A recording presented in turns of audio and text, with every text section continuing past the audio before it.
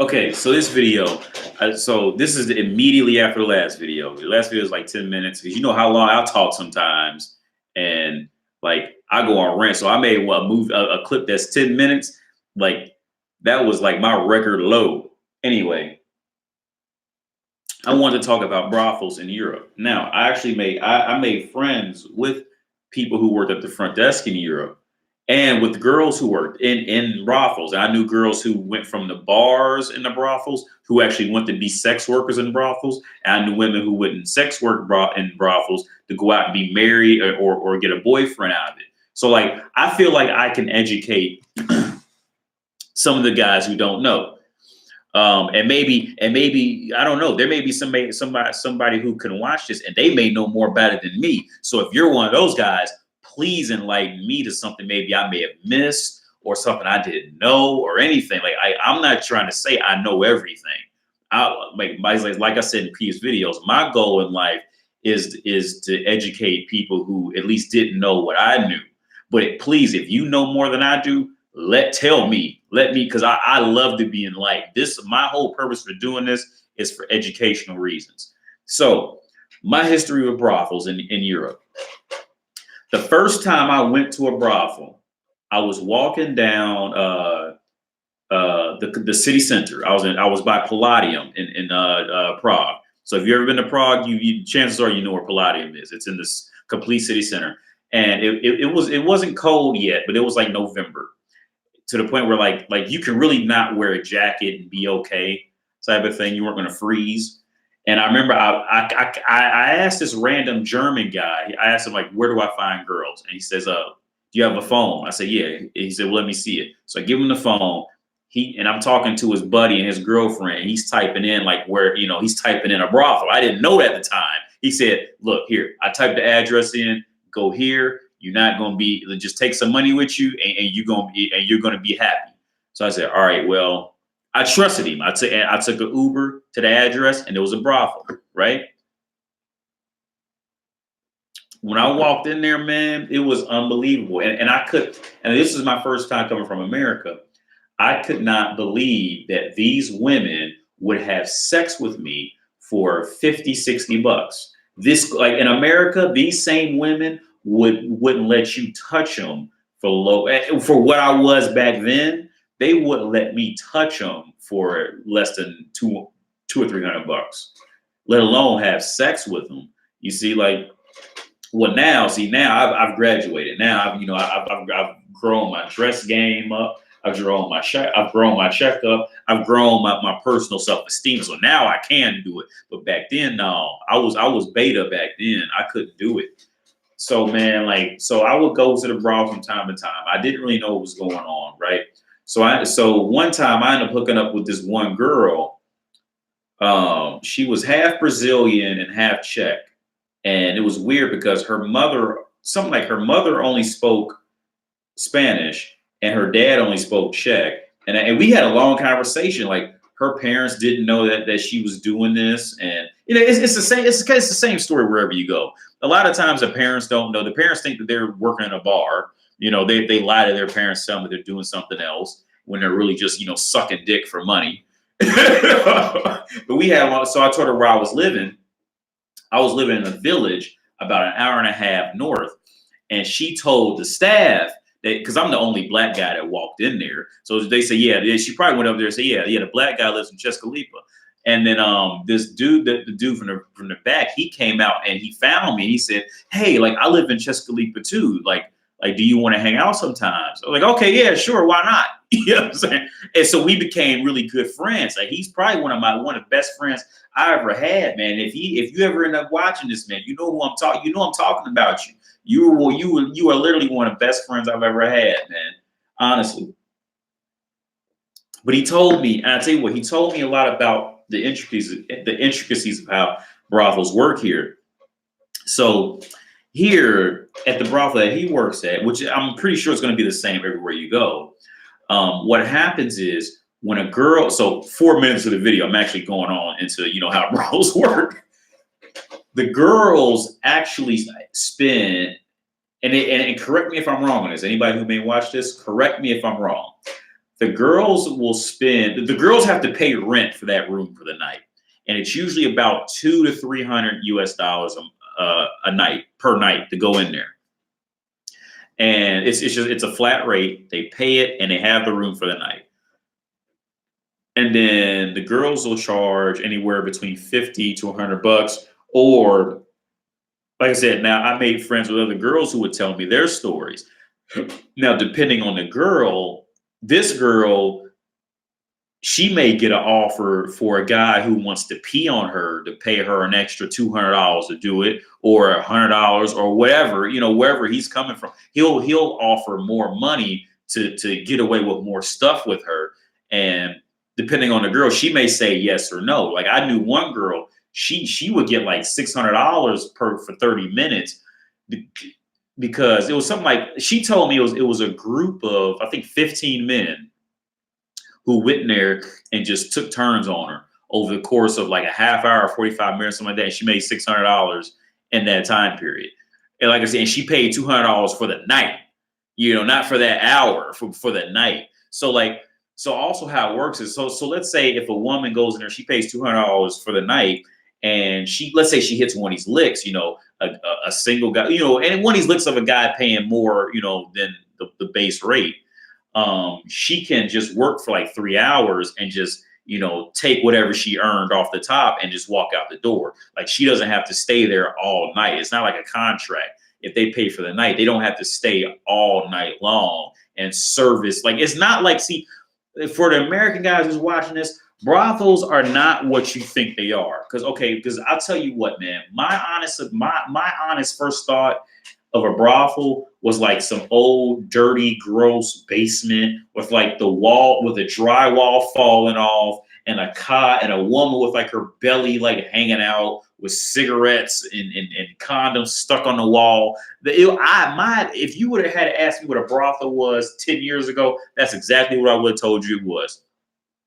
When I went to a brothel, it's complete, man. It's more clean than a lot of hospitals in there. And it makes sense because they want men to come back to there. You see, everything a woman has to do is in order to be welcoming to please men in there with her, you see.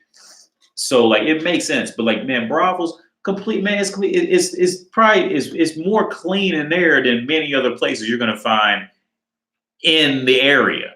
The brothel is going to be probably one of the cleanest places to go. In all reality, that's just how it works. I remember I had one girl, she was from Romania, man. She would tell, like, she was super open, man. She could see, this is how I learned women's nature. This is how I learned women. See, she can speak fluently at minimum 5 languages.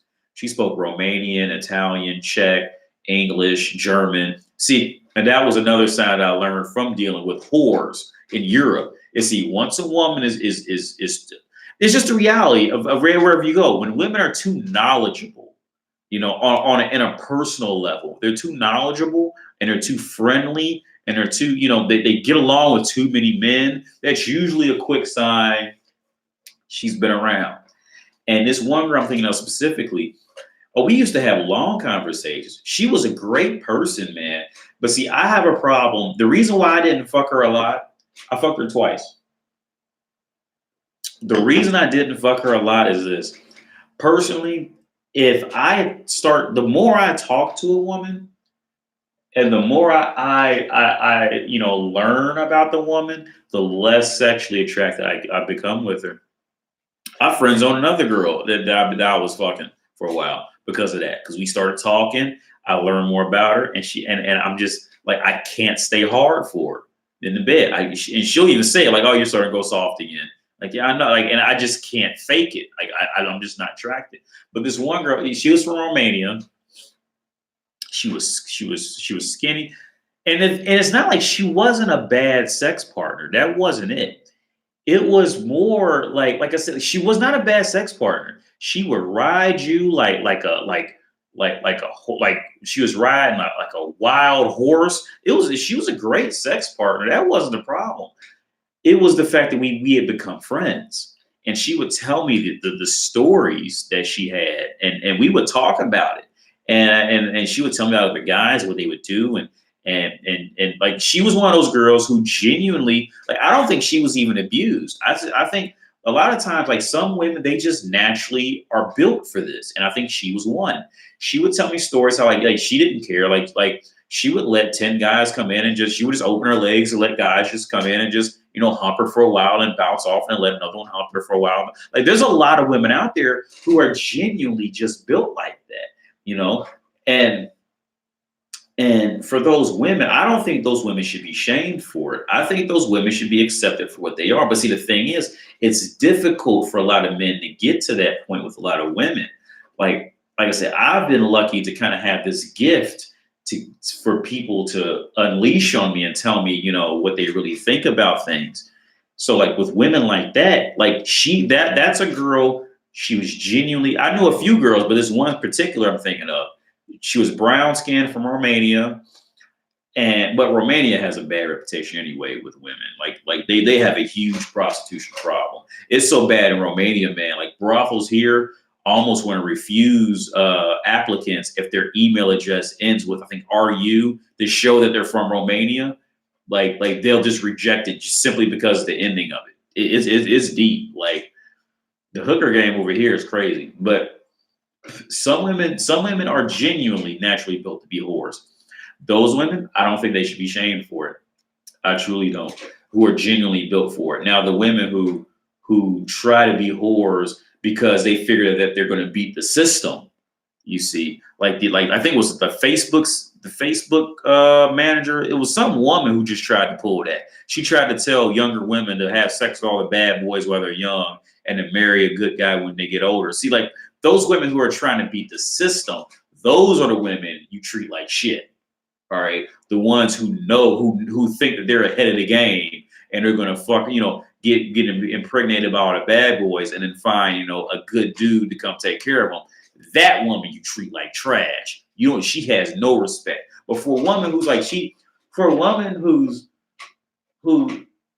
is naturally a whore, she accepted it and moved on. I don't see a reason to shame that woman. That woman is not a problem to me.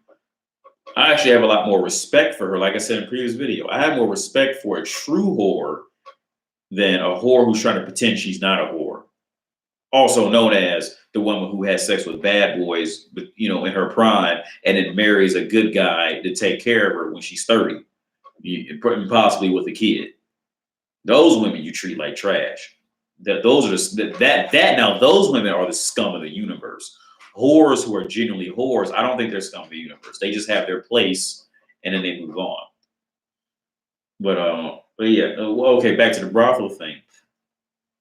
Oh, there's panic buttons in the brothels. There's panic button because there's always a drunk guy who goes in there, and does something ridiculous, and the guys have to come, the staff has to come busting in the door to save the girl. There's always that, but it doesn't happen a lot. I've never seen it. I've never witnessed it. I've never heard it. But the friend of mine told me he works there. He said it usually happens about once a night. He has to do it, and a lot of times it's even like the girl probably hit it on accident. Didn't even mean to hit the panic button. The guy was, cool, and there was no problem, but she accidentally hit it, or he accidentally hit it, and the guys just come in busting the door down because they don't know what because the guy could be a rapist or something. They don't know. You see what I'm saying? So that happens, man. But yeah, with me, the brothel situation here, man, it really is. I think it really is a great thing, and I think in Amsterdam, the country even, I think. Correct me if I'm wrong on this. In Amsterdam, there's actually a stipend for medically disabled people. They give them money specifically to go to see prostitutes. You see, and these prostitutes are gorgeous. See, this is little things like that is what leads me to believe a conspiracy theory with the U.S. and why they are the way they are with women. Like, I've got a conspiracy theory going with that. Long story short, so it's always about money because there's more money in keeping women a little bit further away, just a little bit further away. There's more, and making them just a little bit more dangerous, a little bit more. There's money in that, and that's why I think America ultimately is built on. It's ultimately built on that. Whereas here, like, there's just too many women, and there's too many high quality women physically for guys to really fall for that in any kind of way. So here, by the time a woman in Europe hits 200 pounds, guys would rather just masturbate instead of deal with that in Europe. Now in America, that woman will still have lines of men lining up behind her on OK Cupid, Tinder, Bumble, everything. But yeah, man, like with the brothels here, I've been here 3 years. I usually go in like stints, but even over the course of 3 years, man, there was only one girl I had a problem with. And I think she was a problem girl. And the reason I say that is because I went and told on her after I met with her, and they gave me all my money back. And then they gave me like 10 free entries to come back in there. So that tells me, like, yeah, she was, even though, I mean, it was still more money for them to give me the free entries. But that tells me she probably was a problem. Like, if it was like that, like they didn't say like, yeah, you were wrong type of thing. Like, no, like it was none of that. Like it was like, okay, yeah, you were right. Here's your money back, and here's more entries. Like, you already fucked the bitch, and we don't give you your money back. But it was one, and I never see. And you know what? I never seen that girl down there again. See, that's nothing that made me think that, yeah, she was I probably just had bad luck that day and went with a bad one. Because, like I said, I'd never seen her in there again ever since. Never seen her ever since. But yeah, brothels, man. Like, see, I think that This is more directed towards my U.S. audience. Audience, like I'm like famous or something. But this is directed more towards like U.S. men who maybe don't know, you know, these European brothels like that. Like I said, man, like European women are just on a higher level as far as presentation goes. As far as presentation goes, you just can't compare American women to European women. You really can't. And it's usually clear when American women try to travel to Europe because they're thinking it's going to be like, there's an episode of Sex and the City where the girl hooks up with an older European guy, and she's being worshipped and all, and she's living in this damn near castle of an apartment and all this. So American women think that their lives is going to be like that when they get here, and then they walk down the street and like literally almost every woman is at minimum her quality or better. American women are usually looking for the first plane flight out of here. Usually, 9 times, American women hate it. They hate it here because they're used to being worshipped simply for being skinny. Because in America, if you're skinny and you take a bath, you're automatically at least a 7.5 in America. That's how bad America has gotten. That's how pathetic American women have gotten. If you're just at least, relatively skinny and took a bath, you're at worst a 7, unless you're like completely hit in the face and completely flat chested and look like a dope addict or something like that. You're at least a 7. You see, and here it's just these women are just on a different level. Yeah, to the brothel thing, yeah. I'm trying to think of anything else. It's like when you walk in there, man. Like I would prefer. I would recommend you go between Monday and Thursday. The reason I say this is because though I say between Sunday and Thursdays, pretty much go on the off days that are not party days. Because like I say, because this is another way how I learn women's nature. Women are going to treat you accordingly to whatever possibly better options they may have. It's just the reality of it.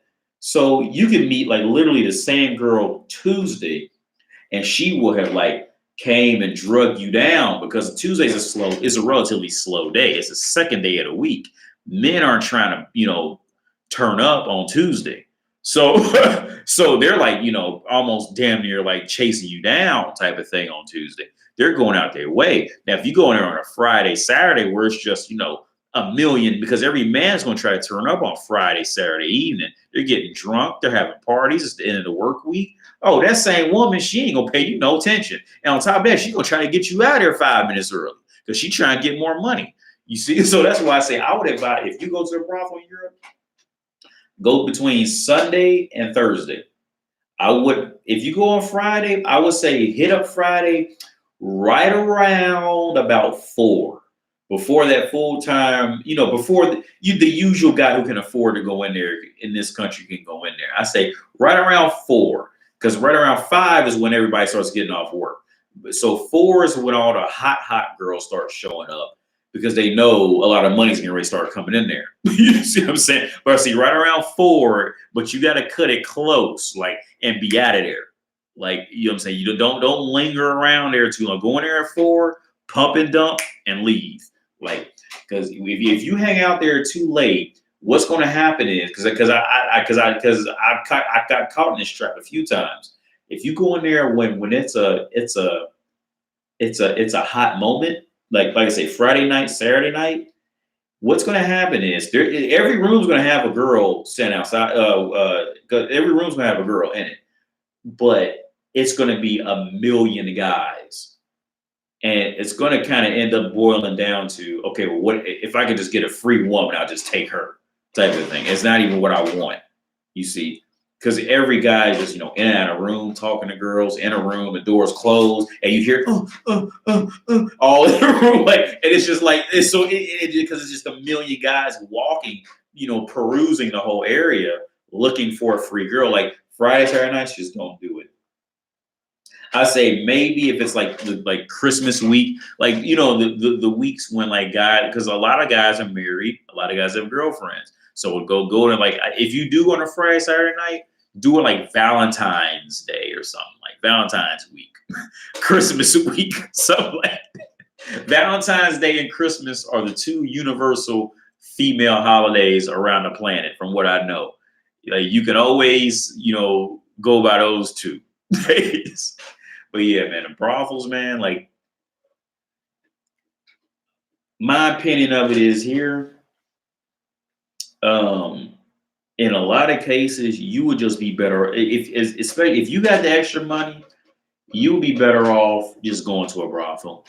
And instead of dealing with, like, because like at the brothel, the woman, okay, like right now, if I were to go right now, the women are already standing in a little doorway waiting for men to come by in their heels, their hair's done up, perfect lingerie. I go down there and find my two that I usually go mess with, one of the two at least, and their attitudes are great. I don't have any problems with them. You go out there and pump, dump, and leave, and you just out of there. When you deal with a regular woman now, it's like, oh, well, I'm mad. And then it's always this whole tug of war thing of, like, how it is when you're a man. You always have to lead, and you got to be a man to them. Like, so you have to play that whole game of being a man. Sometimes I don't want to be. Sometimes I just want to be myself. I don't want to deal with it. Sometimes I just want to play PlayStation. Sometimes I don't want to know everything. You see, but to a woman, a man always has to know everything. And as a man, like, we have to keep that act going to keep them around. Because as soon as we start, like, faltering that, maybe we don't know everything and blah, blah, blah. And, well, what do you want to do? And you start, see, that's when you see, it's just too much stress. And see, now the reason why I keep some of my whores here now who are not hookers is because they don't speak English. So, so like, we hang out the whole time and we don't have a conversation. So I don't got to worry about none of that with them. Matter of fact, the last one that's been tonight, right? We lay in bed all day. And she don't speak. I can speak some Czech, but I don't let her know it. I act like I don't know it. And I act like I gotta go on Google Translate to figure it out. She don't know that. So I don't got to, I just pump and dump her, pump and dump her, pump and dump her, pump and dump her, and then she leaves. Like that's how I do it in Czech Republic. Yeah, man, I'm going because I'm getting drunk. I'm out.